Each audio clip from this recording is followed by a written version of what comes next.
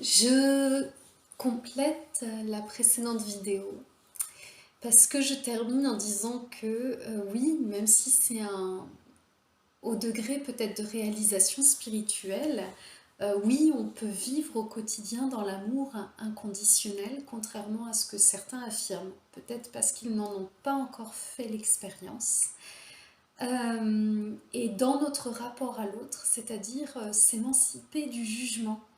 S'émanciper du jugement et pour ça il faut être parfaitement en accord avec soi-même, on est d'accord. Et qu'est-ce que ça veut dire? Parce que je sais que ça peut paraître difficile à croire, hein. Sans doute parce que c'est rare. Qu'est-ce que ça veut dire? Ça veut dire que même euh, ce qui est très différent de soi, et même ce qui ne rentre pas avec notre vision de l'accomplissement et de la réalisation, euh, on est en accord avec notre monde.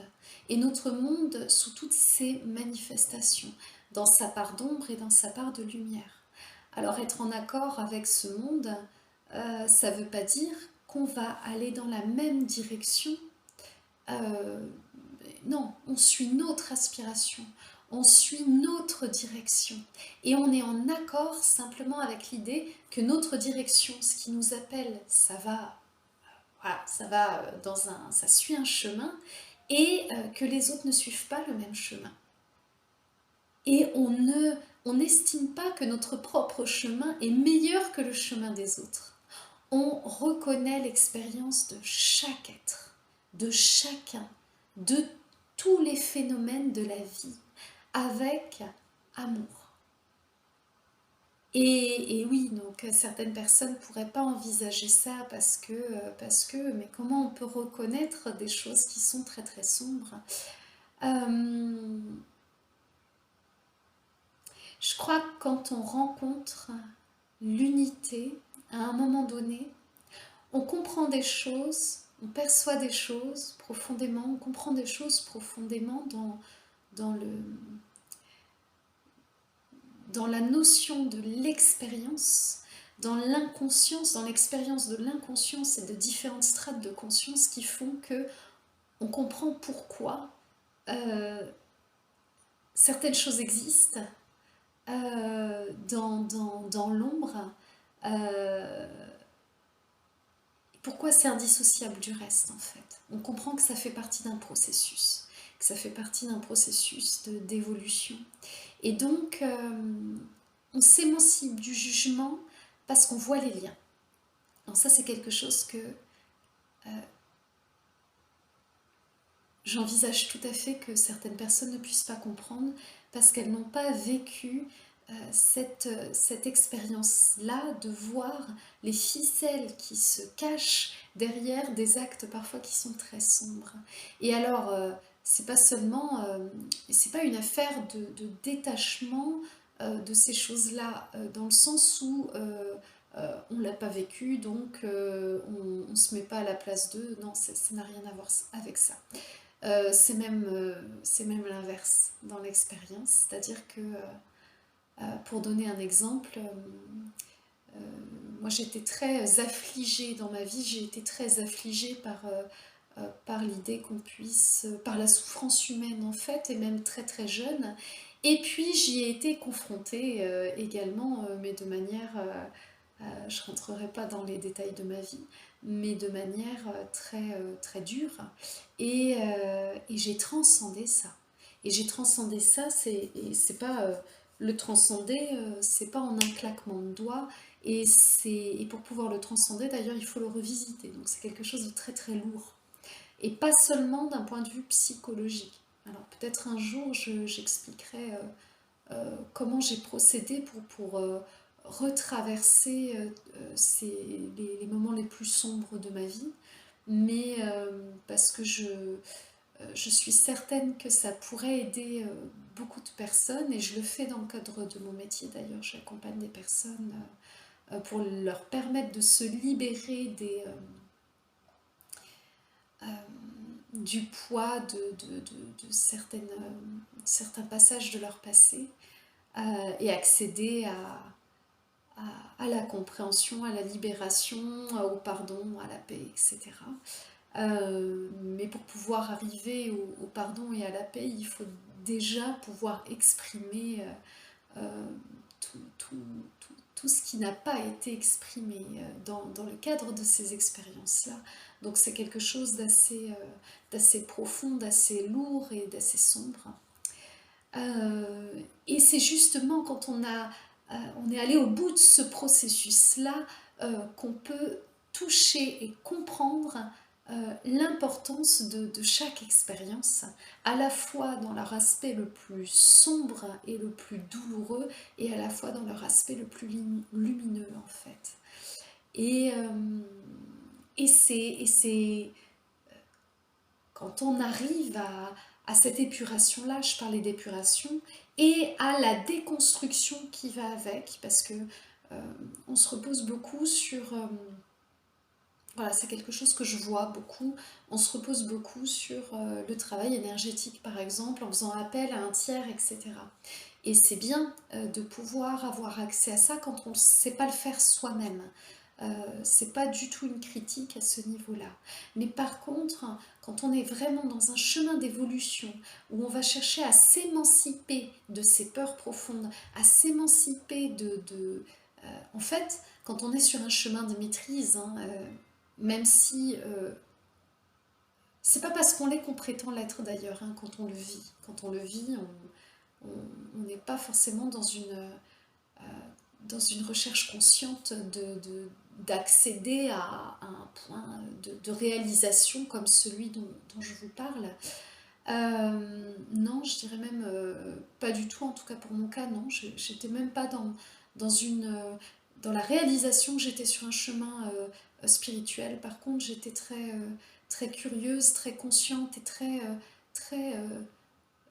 dans la résilience parce que ma vie m'a poussée à vivre la résilience à différentes échelles, à différents niveaux, à différents moments. Et elle m'a énormément appris. Il faut savoir que le premier maître, déjà il est en soi. Et alors ça c'est pour tout le monde, il n'est pas extérieur, il est en soi. Et puis, donc là je fais référence à l'âme, ou au soi, ou même à soi, à son individualité aussi. Le premier maître, il est en soi. Et puis le grand maître, c'est la vie elle-même, hein. C'est tout ce qu'on va traverser de remous. Alors ça, c'est le meilleur enseignant. Et quand on est... voilà, donc quand on arrive au bout d'un moment à traverser tous ces remous, toutes ces passages douloureux de la vie, mais où on n'est pas rentré dans, où en tout cas on ne s'est pas attardé sur le fait qu'on soit victime ou sur la responsabilité des autres, mais qu'on s'est dit, mais comment moi je peux dépasser ça, comment je peux, comment dire, euh, c'est très important la faculté à comprendre. Comprendre, c'est pas excuser, c'est chercher à comprendre.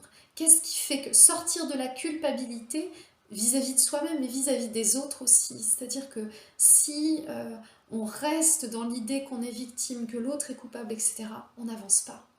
On n'avance pas, déjà on ne comprend pas pourquoi l'autre est coupable. L'autre est coupable, s'il est coupable de quelque chose, c'est simplement parce qu'il a lui-même ses propres schémas, sa propre histoire, etc. Et qui ne dépend pas de... enfin voilà, il est confronté lui-même à ces problématiques, mais nous, ça ne nous regarde pas quelque part.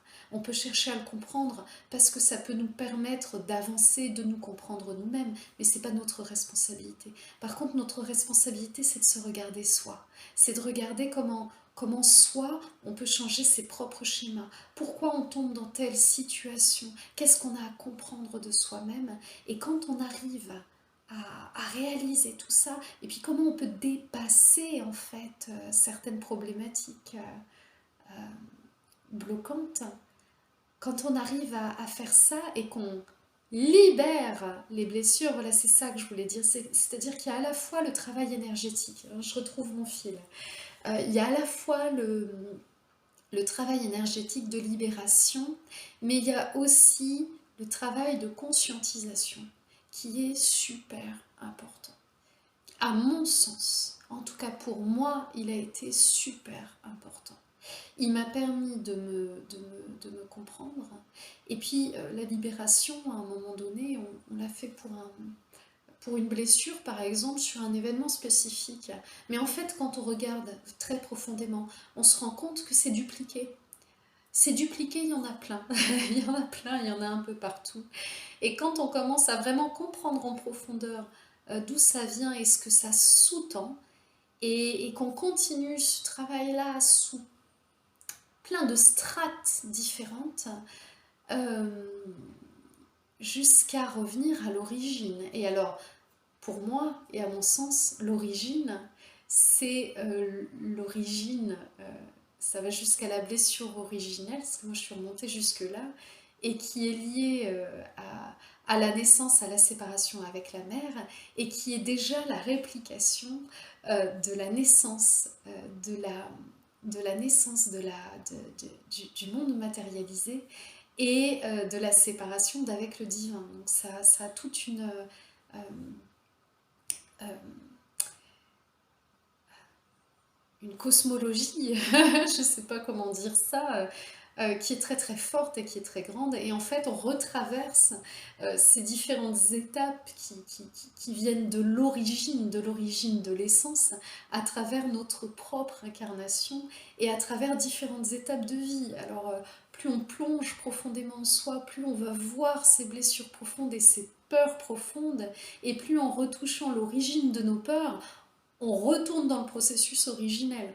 C'est quand même absolument passionnant. Enfin, moi, j'ai trouvé ça savoureux, même si c'est pas toujours évident.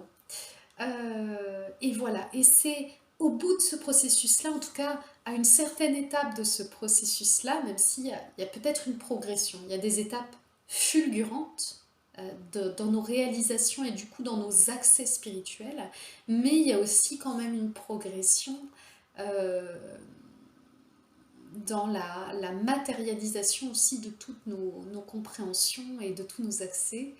Et, euh, et c'est à un certain moment donné dans ce processus-là euh, de guérison, euh, de compréhension de soi,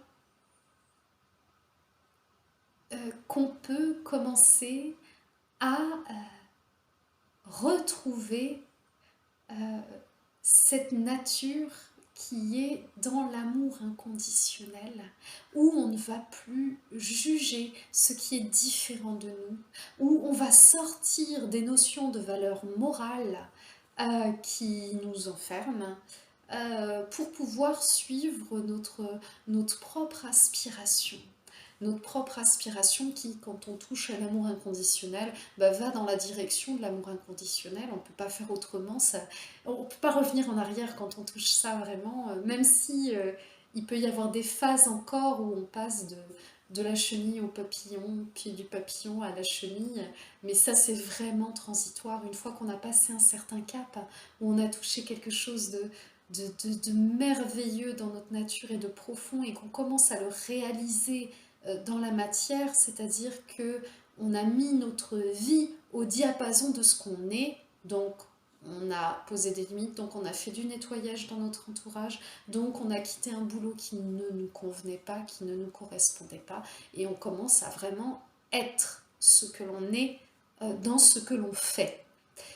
Et à ce moment-là, on n'a plus de lutte. Quand on dit on quitte la lutte intérieure ou on quitte la lutte avec les autres, je ne parle pas d'une lutte qui se voit, je parle de toutes les luttes, c'est-à-dire qu'on va même plus être indigné par des choses qui autrefois nous indignaient.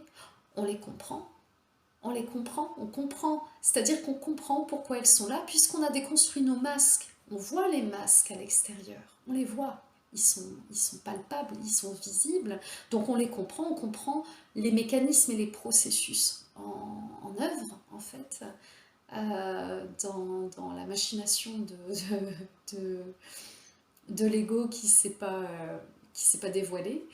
Et, euh, Et on n'est pas fâché, on n'est pas fâché contre ça parce qu'on sait que ça fait partie. d'un processus qui est global, et que ce sont des étapes de réalisation, et que la seule chose qui importe, c'est notre aspiration à nous, et le respect du libre arbitre de chacun, parce qu'on a réalisé que la conscience, c'était nous tous, et que c'était chaque étape de réalisation.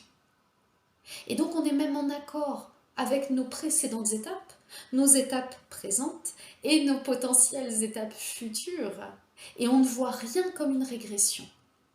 Parce qu'on comprend aussi, comment dire, ces moments où quand on avance, quand on voit, quand on avance vers la lumière, quand on s'éveille à quelque chose de plus beau, de plus grand, et ben par principe d'inversion, on va toucher un petit peu plus profondément le fond du puits. C'est-à-dire que plus on va vers la conscience, plus on va vers la lumière. C'est quoi la lumière? C'est la conscience, hein. C'est davantage de vision de ce qui est, de ce qu'on est, et de ce qu'est ce qui nous entoure, le monde et ses lois, et puis à la fois le divin et à la fois le monde matériel, et à la fois ce qui est inconditionnel, et voilà. Et plus on va voir, et plus on va éclairer nos parts d'ombre, donc des choses qui étaient cachées, et qui sont souvent inconfortables. Et donc, sauf qu'au bout d'un moment, on le comprend, ce processus, parce qu'on l'a tellement exploré en conscience, il s'est tellement révélé à nous-mêmes que, pour donner un exemple, j'ai atteint un nouveau seuil de douleur il y a quelques temps. Euh, il y a eu plusieurs étapes dans mon accès à la maîtrise, par exemple, émotionnelle, ou la maîtrise de la douleur, quelle qu'elle soit, hein. Là, c'est douleur émotionnelle, mais très très très vive. Et en fait, il y a quelques années, certaines choses auraient pu être insupportables et insurmontables. Aujourd'hui, même en le vivant avec encore plus d'intensité qu'à l'époque, en sachant ce que c'est et comment faire pour le vivre, en le plongeant dedans, en l'expérimentant vraiment, ça se désamorce tout seul. En comprenant ce processus-là, euh, on ne le gère plus du tout de la même manière. Bon, je me perds peut-être un peu dans ma façon de l'exprimer, c'est pas quelque chose qui est évident à partager, mais euh, quand on comprend ce qu'on vit, quand on a vu suffisamment les ficelles cachées de l'inconscience derrière euh, certains actes, certaines expériences, euh, parce qu'on a eu la chance de vivre aussi peut-être, en tout cas c'est mon cas, des expériences spirituelles qui ont montré les ficelles de l'inconscience, et qu'on l'a retraversée à travers plusieurs événements de manière consciente. Eh bien, on vit plus ça comme des régressions du tout quand ça se remanifeste dans notre vie. On vit ça comme des progressions, parce qu'on continue d'expérimenter, on continue de vivre, on continue de s'expanser quelque part en conscience. Et ça, c'est magnifique. Donc même les événements un petit peu lourds ou les douleurs qu'on peut de nouveau traverser, on peut les vivre dans la paix et dans l'amour, en les accueillant, en les comprenant et en les accueillant. Voilà. Tout ça pour dire que quand on n'est plus en lutte contre ces différentes manifestations, que ce soit une douleur, un deuil, un événement politique qui ne nous plaît pas, quelle que soit la manifestation, qu'elle soit extérieure ou intérieure, quand on n'est plus en lutte contre rien, c'est-à-dire qu'on accepte profondément ce champ expérientiel, qu'on comprend qu'il fait partie qui fait partie simplement de ce que l'on a à vivre, qu'on peut rien faire contre, et puis qu'on n'a même plus envie, on a simplement envie de vivre au temps présent ce que l'on est. Et ce que l'on est, c'est pas seulement notre soi individuel, c'est ce que l'on est dans le monde et dans la reliance. Là, là, on vit l'amour inconditionnel. Là, on vit la complétude.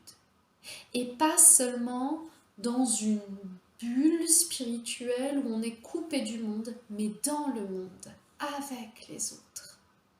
Donc ça, c'est possible. C'est complètement possible. Et ça peut être notre quotidien. Ce qui ne veut pas dire que... non, ça peut vraiment être notre quotidien. Et ce qui est merveilleux, c'est que quand on en arrive à cette réalisation-là, même quelque chose qui autrefois nous agaçait, ne nous agace plus, et ça ne veut pas dire qu'on ne pose pas des limites. Hein. Pour donner un exemple, ma fille a fait une bêtise il n'y a pas très longtemps qui aurait pu s'avérer dangereuse, non, mais quand même pas sympathique. Et elle m'aurait fait ça il y a 3 ans, je me serais fâchée. Et là, j'ai pas eu... Je suis allée la voir, je lui en ai parlé, mais je lui ai expliqué pour qu'elle comprenne vraiment. Mais je lui ai parlé sincèrement, mais dans l'amour.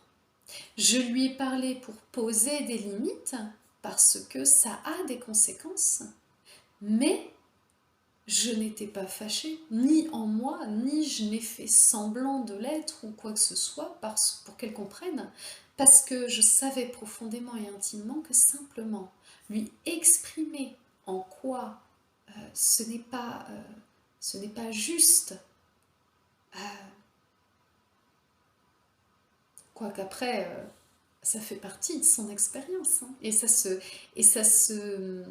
comment dire, ça se respecte aussi, hein. C'est-à-dire que même des choses qui, bien sûr, qu'il faut exprimer les choses. On a une expérience, on la partage. Expliquer les choses ou poser des limites quand ça nous atteint personnellement, bien sûr. Mais tout en respectant sa propre justesse, on peut accepter la justesse de l'autre. Et quand un enfant fait sa bêtise, il vit sa propre expérience. Et c'est merveilleux aussi. Voilà. Bon, je ne sais pas si l'exemple est très parlant pour beaucoup de personnes, mais tout ça pour dire que on peut être vraiment dans la vraie paix et dans l'amour, mais le vrai amour inconditionnel, et pas juste vis-à-vis de quelqu'un, vis-à-vis de ses enfants, vis-à-vis de son conjoint ou autre, et vis-à-vis du monde entier et vis-à-vis de soi-même. C'est possible. C'est une réalisation qui est possible. Et pas de manière superficielle, quoi. Profondément. Et à ce moment-là, on est fondamentalement en paix. Fondamentalement en paix. En tout cas, on peut vivre des énergies très hautes au quotidien, majoritairement. Ça ne veut pas dire qu'il n'y a plus jamais de petites manifestations un peu moins hautes, hein. Ça ne veut pas dire qu'on s'agace plus jamais, jamais dans sa vie. Ça ne veut pas dire que... Mais fondamentalement, plus on avance sur le chemin vers l'âme, et plus les tensions, les dissensions, les agacements disparaissent. Disparaissent, voilà. Je vous souhaite une très belle soirée. Une très belle journée, si vous m'écoutez en journée. Et je vous souhaite d'y croire cette